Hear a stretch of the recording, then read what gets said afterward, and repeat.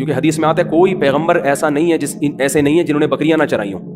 تو جب اتنے سارے فائدے ہیں تو یار پال لو, کیا جا رہا ہے اس میں. پھر حدیث میں آتا ہے بکری والوں میں تواضع ہوتی ہے. روحانی فائدہ بھی ہو گیا کہ نہیں ہو گیا. بکری پالنے والا تکبر نہیں کرتا. لینڈ کروزر کے ساتھ تصویریں کھنچواؤ گے کبر آئے گا, بکریوں کے ساتھ تصویریں کھنچواؤ گے تکبر نہیں آئے گا. میں تو اب کوئی آتا ہے نا سیلفی لینے کے لیے, اپنی بکری کو بھی ساتھ میں لے کر آتا ہوں. بکری کو بھی ساتھ میں, بھائی اس کی بھی عزت ہونی چاہیے. اور پھر آپ کو ویسے میں ایک بات بتا دوں, جانور پالنے والے لوگ جو ہوتے ہیں نا, حلال جانور, کتے بلی نہیں, حلال جانور پالنے والے لوگ ڈپریشن سے بھی بچے رہتے ہیں. ایک دفعہ یہ چسکا لگ جائے نا جانور پالنے کے شوق کا, اس میں بڑا مزہ ہے. میں نے بڑے بڑے کروڑ پتی لوگوں کو دیکھا بکریاں پالتے ہوئے. یار اس کا جو نشہ ہے وہ چرس اور ہیروئن میں نہیں ہے. ہمارے ایک دوست ٹھیک ٹھاک مالدار تھے, بکرا پالتے تھے. بقرعید سے پہلے لیتے تھے, چھوٹا سا بچہ سندھ میں دوڑ میں مارکیٹ لگتی ہے وہاں سے لے کے آتے تھے, اور پھر اس کو کھلا کھلا کے بقرعید میں اتنا مستنڈا بنا کے کاٹ کے کھاتے تھے وہ. میں نے کہا یار اتنا پیسہ کہہ رہے ہیں, شوق ہے بھائی. تو اللہ کی دی ہوئی نعمتوں سے بکری پالو, خاندانی دودھ ملے گا تمہیں ٹائٹ والا, اور بکری میں خرچہ بھی نہیں آتا.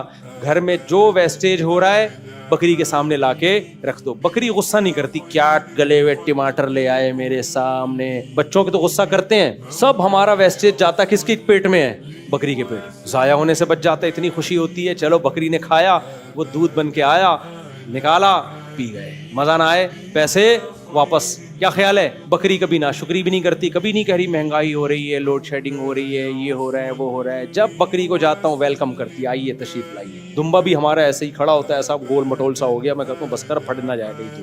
اور بکری پالا کرو, کیونکہ بکری پالنا حضور کی سنت ہے. حضور نے فرمایا جنتی جانور ہے بکری. بکری پالنے سے عاجزی پیدا ہوتی ہے. اللہ کا کوئی نبی ایسا نہیں ہوا جس نے بکری نہ پالی ہو, ہر نبی نے بکری پالی. اور حضور نے قیامت کے قریب بھی سب سے برکت والا مال جو فرمایا وہ بکری کو فرمایا. فرمایا قیامت کے قریب ایک انسان کا سب سے قیمتی سرمایہ اس کی بکریاں ہوگی, اور وہ اپنا ایمان بچانے کے لیے ان بکریوں کو پہاڑی پر لے جائے گا اور اپنا ایمان بچائے گا. اس مفہوم کی کئی حدیثیں ملتی ہے. اگر ہو سکے تو بکری پالو, اللہ نے جگہ دی, لیکن بکری پالو تو پڑوسی کو نقصان مت دیا.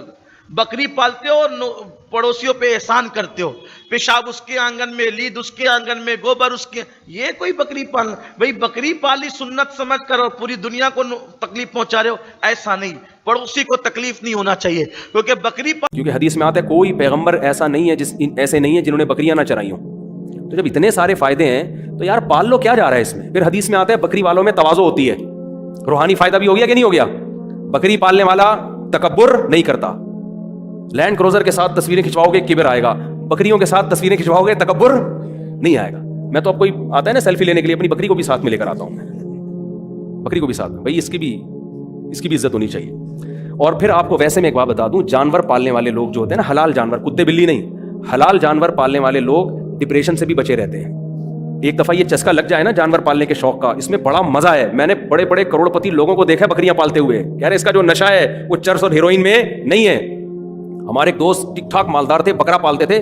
بقرعید سے پہلے لیتے تھے, چھوٹا سا بچہ سندھ میں دوڑ میں مارکیٹ لگتی ہے وہاں سے لے کے آتے تھے, اور پھر اس کو کھلا کھلا کے بقرعید میں اتنا مستنڈا بنا کے کاٹ کے کھاتے تھے وہ. میں نے کہا یار اتنا پیسہ کہہ رہے ہیں, شوق ہے بھائی. اور بکری پالا کرو, کیونکہ بکری پالنا حضور کی سنت ہے. حضور نے فرمایا جنتی جانور ہے بکری. بکری پالنے سے عاجزی پیدا ہوتی ہے.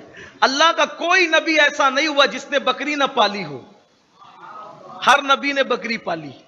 اور حضور نے قیامت کے قریب بھی سب سے برکت والا مال جو فرمایا وہ بکری کو فرمایا. فرمایا قیامت کے قریب ایک انسان کا سب سے قیمتی سرمایہ اس کی بکریاں ہوگی, اور وہ اپنا ایمان بچانے کے لیے ان بکریوں کو پہاڑی پر لے جائے گا اور اپنا ایمان بچائے گا. اس مفہوم کی کئی حدیثیں ملتی ہے. اگر ہو سکے تو بکری پالو, اللہ نے جگہ دی, لیکن بکری پالو تو پڑوسی کو نقصان مت دیا. بکری پالتے ہو, پڑوسیوں پہ احسان کرتے ہو, پیشاب اس کے آنگن میں, لید اس کے آنگن میں, گوبر اس کے, یہ کوئی بکری پالنا. بھئی بکری پالی سنت سمجھ کر اور پوری دنیا کو تکلیف پہنچا رہے ہو, ایسا نہیں. پڑوسی کو تکلیف نہیں ہونا چاہیے, کیونکہ بکری